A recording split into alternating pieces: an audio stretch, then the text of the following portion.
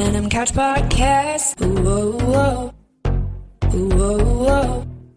The 40s, 50s, 60s, 70s, and 80s with Steph with an F. Hi guys, welcome to the Denim Couch Podcast, where we chill on this denim couch and talk about the 40s, 50s, 60s, 70s, and 80s. I'm Stephanie Tanner. Welcome.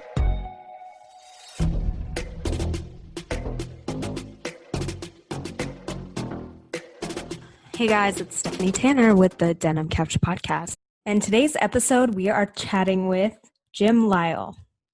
Now, if you listened to last week's episode, we talked with Alice Lyle, and Jim, of course, is her husband. So this is a fun episode, and we'll get to know what it was like to grow up in the 60s in Montana. Now, Montana is a bit of a different place.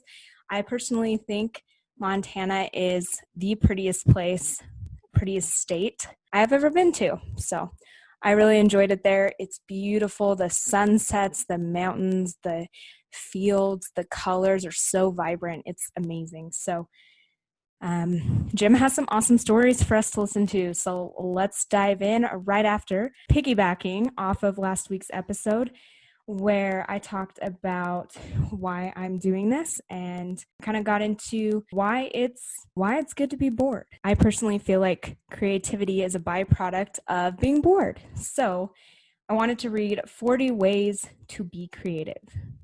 Not only are these ways to be creative, these are ways to connect and feel more peaceful and just get out and get away from technology and social media and the things that we just mindlessly go about doing.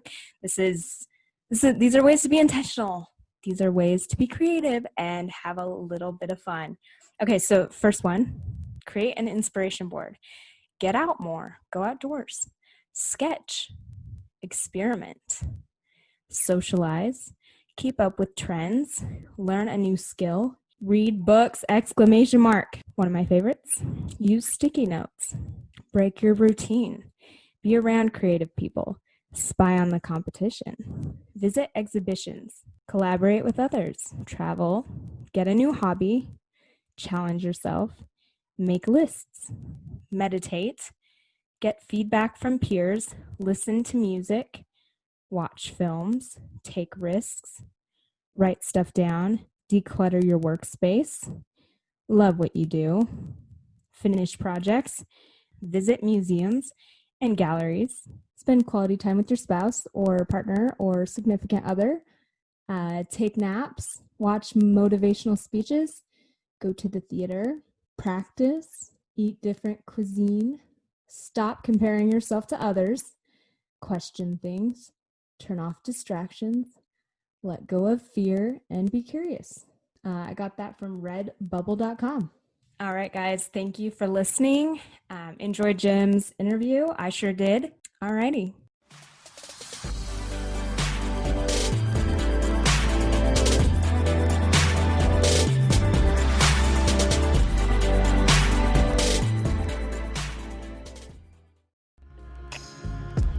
And my first question for you is, can you tell me a little bit more about your name? So James was a common name in my family. My grandfather was William James. His father was James William.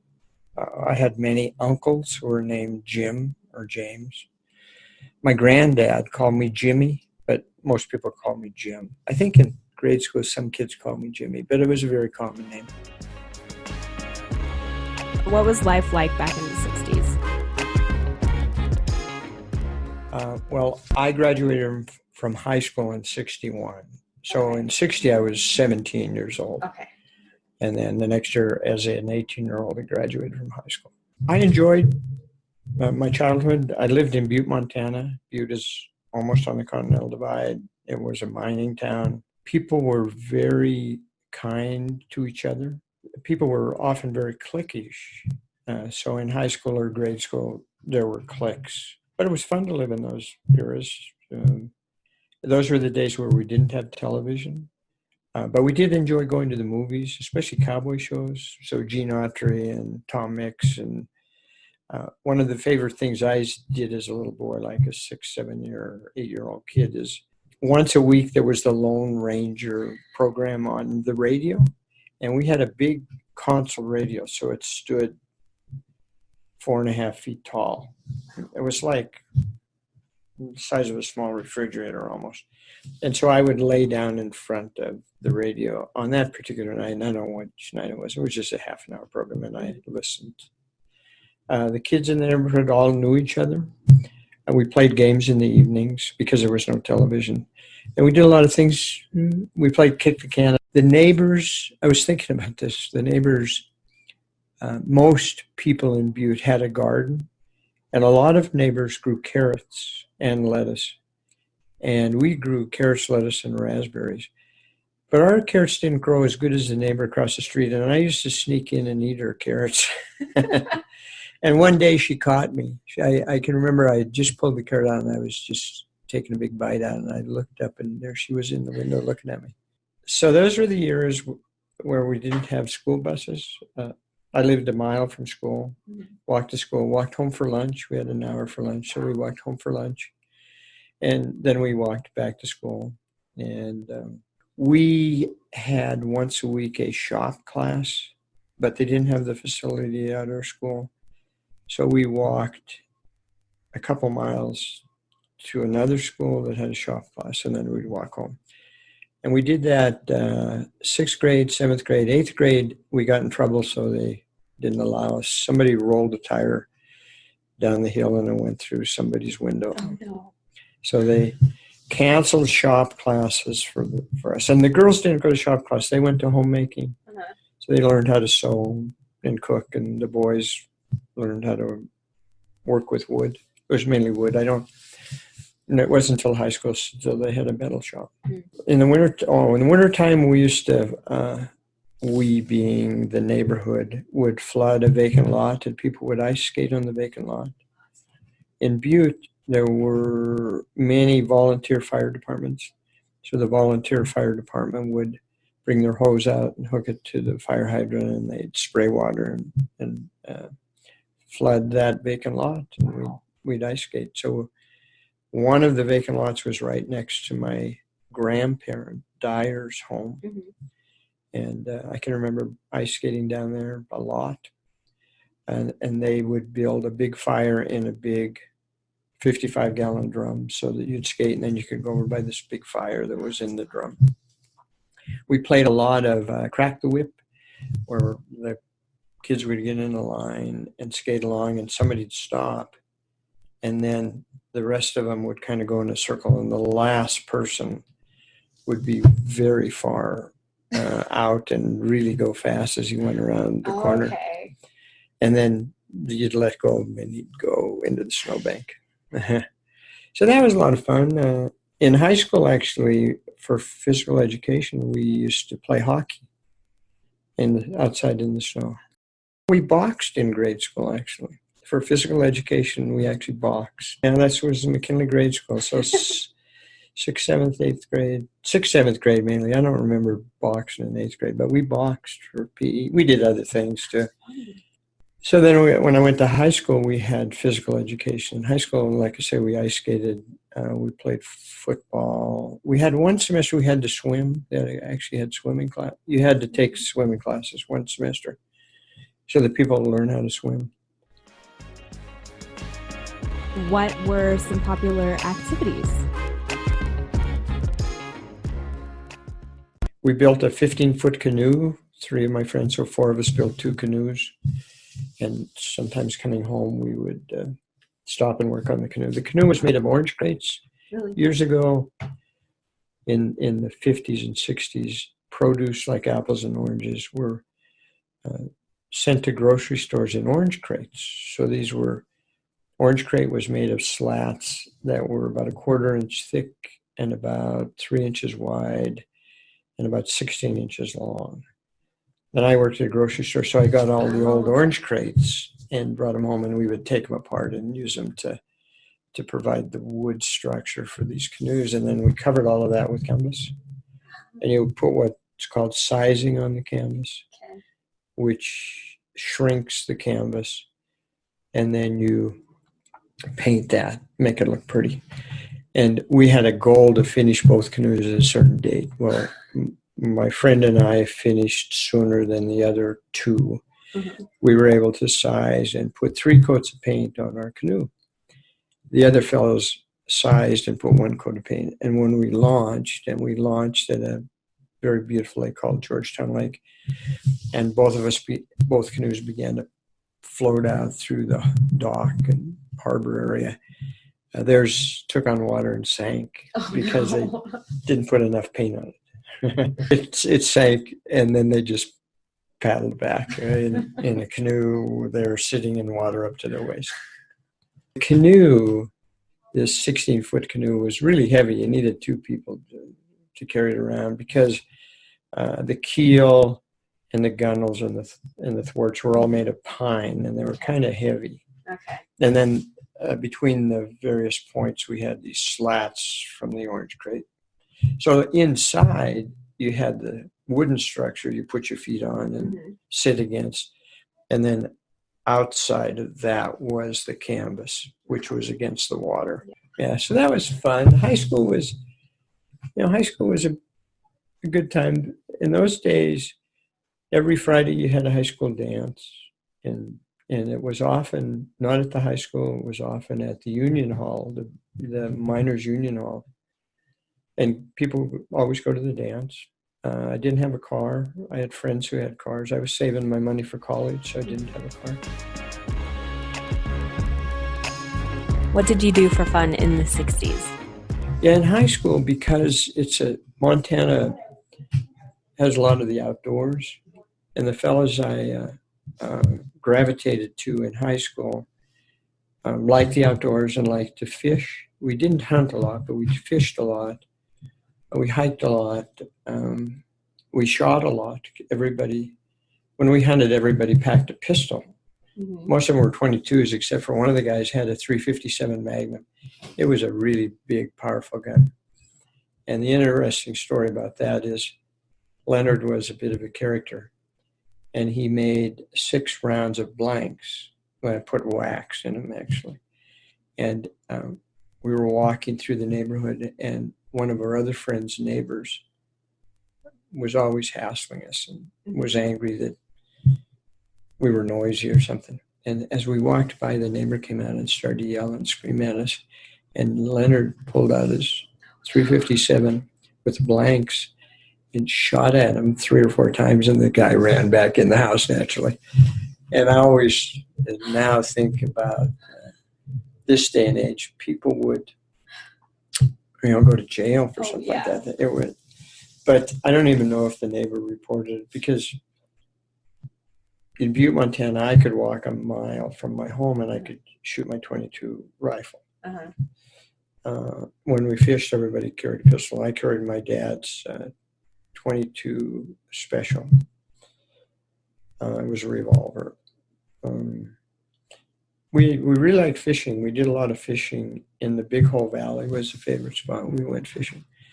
Near Butte, we did a lot of hiking. There was, in the 50s, a 2-engine plane crashed in the mountain next to Butte, and very near the Continental Divide. And one day we decided we were going to hike up there and find it, because we were told the 2 engines were still there. So we hiked up there. We never did find it. We hunted birds. We didn't do a lot of big game hunting. By then, in the 60s, they did have TV in town. And the TV station was on top of the Continental Divide, and you drove a very windy road to get up there. Oh, wow. I was a ham radio novice at that time in my life, because one of my friends was a ham radio operator, and he organized a club at high school. So I was involved with ham radio, and I got my novice ham radio license, and went to the TV station on the Continental Divide and bought a radio from the fellow that was up there. Do you have any favorite memories from the 60s? My granddad, who lived in Butte from 1906 1907 or 1906 till when he passed away in 1974. In the 20s and 30s, they had a lot of boxing matches in Butte by big name fighters, because Butte was, in the 20s, had about 100,000 people. And because there were so many people, and because the miners in Butte loved fighting and enjoyed a good boxing match, there were a lot of big name fighters that came and boxed there. So my granddad would go to those, and so when TV came, he would watch boxing. My grandmother watched wrestling, and wrestling was really a show. And her favorite wrestler was Gorgeous George. A great name, and he had long, curly locks. But it was so funny. I used to sit sometimes and watch with her, and these wrestlers were just showboating. They weren't really very good wrestlers. We played games in the evening. A lot of times, games were another thing that was popular at the time. People played Monopoly. They played word games. At church, we would have parties, and I'm talking about when I was in grade school. Probably had parties in high school, but the grade school parties are the ones I remember, where the Sunday school teacher would invite everybody in the class, and the class was probably 6 or 8 people. There weren't a lot of people. And we would go to her house and play games and have dessert. In those years, my parents enjoyed going to the movies. I remember going with my parents to a movie called 3 Coins in the Fountain. And they would go to the movies once a month, maybe twice a month. There were also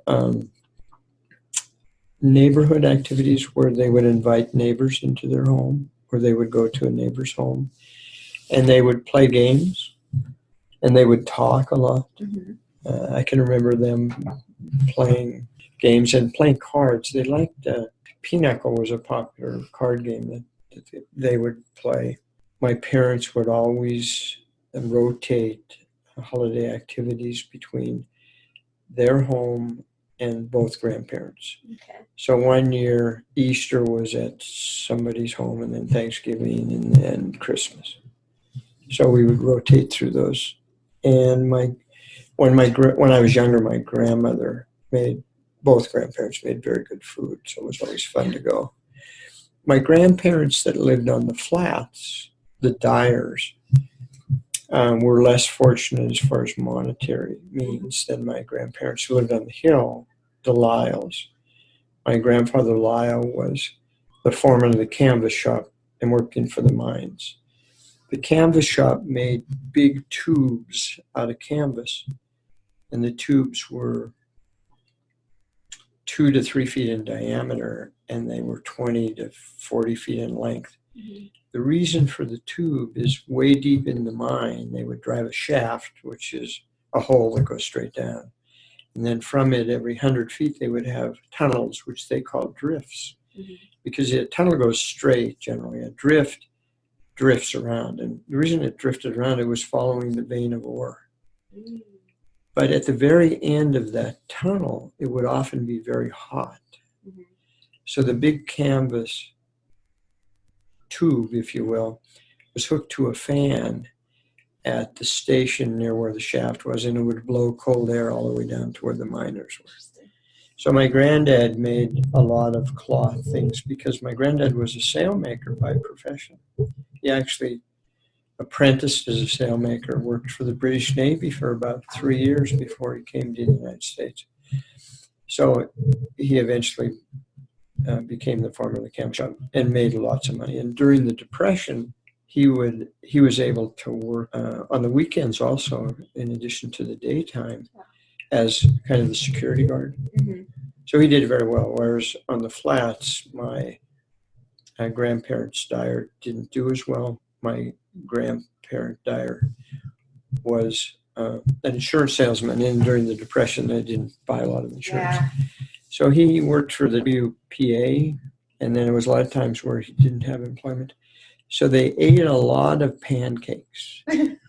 And I always thought as a kid that pancakes were a delicacy because they had so many different ways to make pancakes and to serve them, because they made them, put fruit in them, and they did other things, but they made a variety of, anyway, to me they looked different and they tasted different. And then they had a variety of different toppings, not just syrup on them, but strawberries and jam and a lot of things. And I always thought pancakes were a delicacy just because of that. In those days, the older people visited a lot. They would go to each other's homes and visit. They would also help each other a lot. They would do things as work parties. An example of that is the first home they owned was on Zerelda Street on the hill, and it didn't have a basement, and my mom wanted a basement. So my dad, being a machinist, built a conveyor system, and he dug the basement, and then the conveyor system took the earth and brought it up and dumped it into the back of a pickup truck. So I remember helping him as a kid. We would dig and then put in a wheelbarrow and then wheel it over to where the conveyor was and then throw it from the wheelbarrow onto the conveyor system, and it would go up into the truck. In those days, you drove 3 blocks and dumped it in the vacant lot. Nobody cared because all over Butte were vacant lots and or slag piles, and so it wasn't bad. So my dad dug the basement, and then he had to concrete the walls. And that became a fun work party in which all of the relatives were invited. And the men would mix the cement and pour one wall, if you will, say the south side or something. And the ladies would all cook food. And the kids would all play. We'd play games and chase each other. And we had wagons and pulled wagons. And it did a bunch of fun things. And then after the work was done, there was a big dinner. So people helped each other out. And that's just an example of how my dad was building the basement. But what was the style like back in the 60s? What did you wear? Every boy wore Levi's and usually a plaid shirt. And if you lived in a neighborhood or were in a clique that had money, you had a Pendleton plaid shirt. And I didn't have a Pendleton plaid shirt. Sometimes I got hand-me-downs, and those were kind of fun occasions because you were getting new clothes, even though it was a hand-me-down. But guys wore. As far as the gals, I can remember they all wore dresses. I don't remember gals wearing slacks very much. They probably did. Or I can remember pedal pushers. I remember the name pedal pushers. So I think they probably wore pedal pushers, but the guys, it was always Levi's and plaid long sleeve shirts. In the summertime, though, you wore a kind of a t-shirt. What made you happy back in the 60s? I thought that was an interesting question. Happiness comes when you have good memories and you can look back on those good memories and not have any regrets. And so I look back on grade school and high school. And in the 60s, I also I was a missionary in Brazil, served in the military, served in college, or went to college. I guess I didn't serve there. But happiness was that I had a goal, I accomplished the goal, and although there were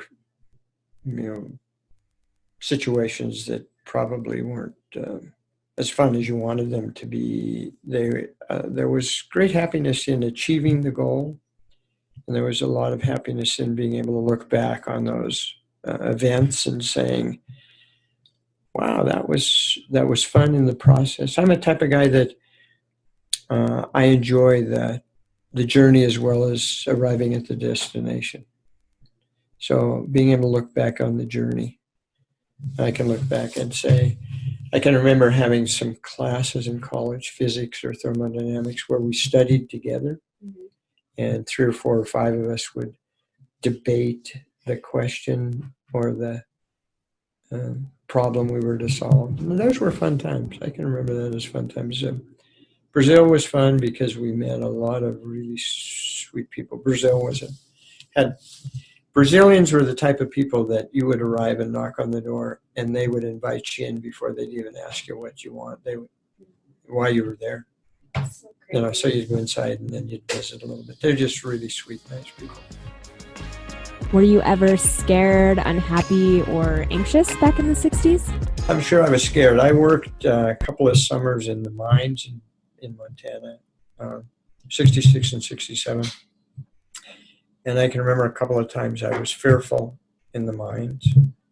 And I just remember being fearful. I don't remember. Well, I remember one time I was driving a little electric motor. They were called Manchi motors. And I was moving some timbers that had to be thrown away. And they were thrown into a hole to fill the hole in. And I was getting cocky, and I was not sitting totally inside this little electric engine, if you will, as it drove along. So I was halfway out, and I hit the side of the wall with my hip, and it actually twisted me around and lifted the car 3 or 4 inches off the track. It was really a heavy car, and I thought I broke my hip when I did that. So at the time, I was really scared. And then I was really happy when I finished and said, I didn't break anything. So that was, I was anxious and scared at the time. I can actually remember the day, and people maybe have told you this experience, when John F. Kennedy was shot. I was at the time working in California at Myers Drum. We made 55-gallon drums and pails, 5-gallon pails. And I was helping load a boxcar with this material that we had produced. And somebody came out and said, Kennedy's been shot. And everybody said, quit lying, or what are you doing, or why tease us with something like that. And then he said it's on the radio, so we all came down and listened to it. And everybody was very sad. That was a very sad occasion. Yeah, it was surprising and sad. So that was a sad occasion. How would you compare your childhood or teenage years to today's kids? That's a fun one, because old people always look at the young kids and say they have it too easy. I'm sad for the younger generation, because I think there is too much provided for them, and they don't have a chance to experience doing things for themselves or imagining things. I think a kid grows up in a more challenging atmosphere when he has to do a lot more for himself. When he has to make goals, when he has to achieve goals, when he has time to think about things. I guess the sadness, I think, is, in my mind, the younger generation has their life so planned out for them. They have so many activities they're supposed to finish or compete in. Soccer, baseball, drama, piano lessons, etc. We had less of those. We'd have one major sport activity we'd been involved with, and we didn't have to compete with a lot of other sports activities. I feel sad that they have so much to do. Also, that they have so much electronics. In my work, I use a lot of electronics and a lot of computer systems, but I think it does too much for the younger generation. I think they should spend more time thinking and imagining and daydreaming and doing those things. How would you define happiness? I think it's still having things to do, activities or goals still. I have friends who have retired who have no goals, and their activity consists of sitting in front of the reruns on television. And I don't see them as being happy. I think if anything, it's an artificial happiness. I hope to be able to continue to have goals as I retire. I'm going to officially retire in February of 2020 after many, many years with the same company, many, many, many years with the same company. And I'm already anticipating that I'm going to get bored and I better have something to do. Yeah. Throughout my life, forever, I've wanted to know how to draw cartoons. And I'll dabble with drawing cartoons and dabble with things, but I have tons of books on how to draw cartoons. One of my goals in retirement is to learn how to draw cartoons. Another goal is, for years I've been collecting DVDs on, it's from the teaching company, and they're about physics, and one's about photography, and one's about thermodynamics. And I'd like to be able to spend a little time and go through those DVDs. Anyway, I think happiness, even in old age, is having some goals in life, achieving those goals, and being able to share the knowledge gained with others. If I were going to hand out advice, it would be similar to what I said relative to happiness or goals in my old age. And that would be to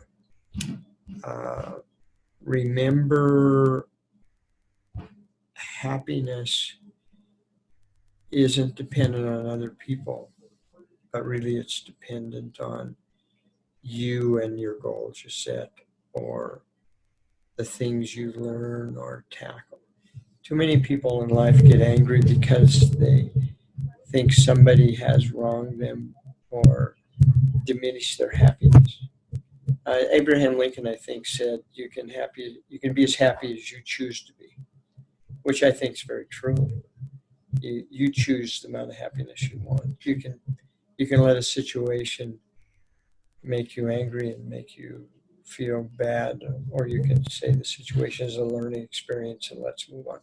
Now, I can say that, but it's a hard thing to do. We all come with baggage to life, and sometimes we know what we should be doing and how we should feel calm and how we should not worry about things, but we still do. That's just life. But if I were going to give a suggestion to youth, it would be to, as I just mentioned, remember you are responsible for your happiness. No one else is going to make you happy. You're going to make yourself happy. You're going to make yourself successful. Alrighty, signing off. This is Steph with an F, or Stephanie Tanner, whichever. Talk to you next week. Bye. Wait. You can't miss the embarrassing story of the week. No. Okay. It's that time. It's Steph with an F's embarrassing story of the week.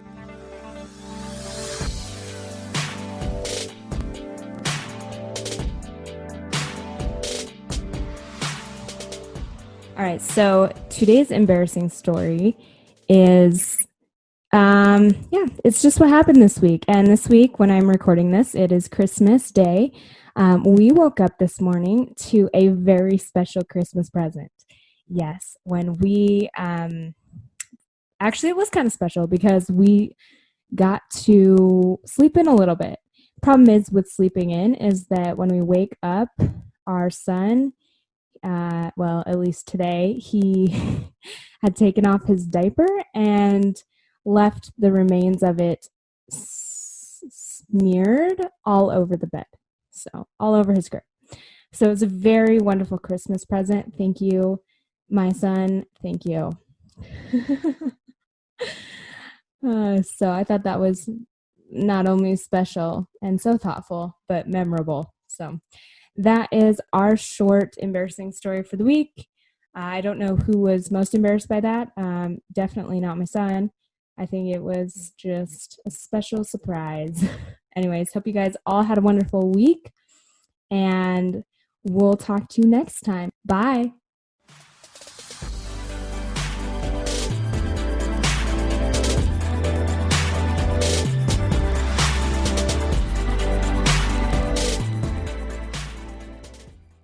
If you came here for mental health help, please go visit your doctor. If you're looking for some mental health tips, Dr. Daniel Amen is someone I follow. I love what he has to say and offer. I think his website is brainhealthassessment.com, and he just has some awesome checklist items that go over brain health habits that you should be doing to have better brain health. I want to say there's like 5 to 10 items. And if you have those, if you're working on those habits and trying to improve them to improve your brain health, you'll also improve your happiness level, because brain health equals mental health. So keep your brains happy and healthy, and check out Dr. Daniel Amen. This is not sponsored. I just really like what he has to say, and I think it's really beneficial. I think it can help a lot of people. It's actually very matter of fact, kind of obvious, but yeah, we neglect so many of these habits daily. And I do feel like, if you're feeling unhappy, that may be one of the reasons you're unhappy, because you're neglecting your brain health, which is also your mental health. And yeah, trying to improve these habits could really help. So check him out. If you have any stories from the 40s, 50s, 60s, 70s, and 80s, please get in contact with me. Let's chat. I want nothing more than to chat about the past. I want nothing more than to chat about the 40s, 50s, 60s, 70s, and 80s. If you have any specific questions that I'm not asking that you would like to know about these eras while interviewing these people, please let me know. I would love some advice, and I would love your input. So what would you guys like to know?